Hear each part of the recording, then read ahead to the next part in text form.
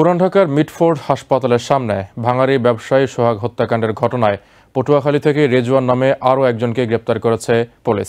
এ নিয়ে হত্যায় মোট ৯ জনকে গ্রেপ্তার করেছে পুলিশ। বুধবার ডিএমপি মিডিয়া সেন্টারে সংবাদ সম্মেলনে ডিএমপি কমিশনার শেখ মোহাম্মদ সাজ্জাদ আলী জানান, সোহাগ হত্যায় কোনো রাজনৈতিক সম্পৃক্ততা নেই। ব্যবসা ও ব্যক্তিগত দ্বন্দ্বের জের ধরেই এ হত্যাকাণ্ড ঘটানো হয়েছে। গত ৯ জুলাই পুরান ঢাকার মিটফোর্ড হাসপাতালের সামনে নৃশংসভাবে হত্যা করা হয় যুবদল নেতা সোহাগকে। হত্যার ভয়াবহতা সারা দেশে আলোড়ন সৃষ্টি করলে নড়েচড়ে বসে আইনশৃঙ্খলা বাহিনী। ধারাবাহিক অভিযান থেকে রিজওয়ান উদ্দিন অভি নামে আরও একজনকে মঙ্গলবার গ্রেপ্তার করে পুলিশ।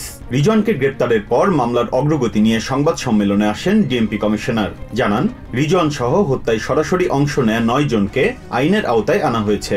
হত্যার পর অভিযুক্তরা মব তৈরি করে ঘটনা ধামাচাপা দেওয়ার চেষ্টা করেছিল বলেও জানান তিনি।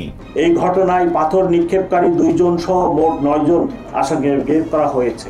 অভিযুক্তরা একটা মবের পরিবেশ তৈরির চেষ্টা করছে। ডিএমপি কমিশনার জানান, হত্যাকারীদের রাজনৈতিক পরিচয় থাকলেও হত্যাকাণ্ডে রাজনৈতিক সংশ্লিষ্টতা পাওয়া যায়নি। এ ঘটনায় নির্বাচন বানচাল ও দেশবিরোধী কোনো ষড়যন্ত্র নেই বলেও দাবি করেন তিনি।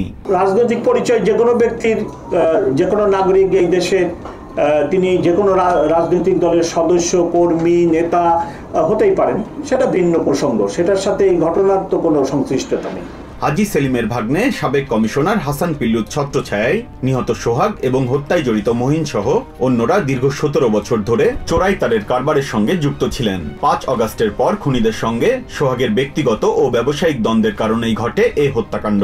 এরা আগে থেকেই পূর্ব পরিচিত, উভয় পক্ষই কিন্তু একে অপরকে চিনে, একে অপরকে জানে এবং এলাকারই তারা ওই ব্যবসায়িক দ্বন্দ্ব এবং কোন্দল থেকেই হত্যাকাণ্ড সংঘটিত হয়েছে।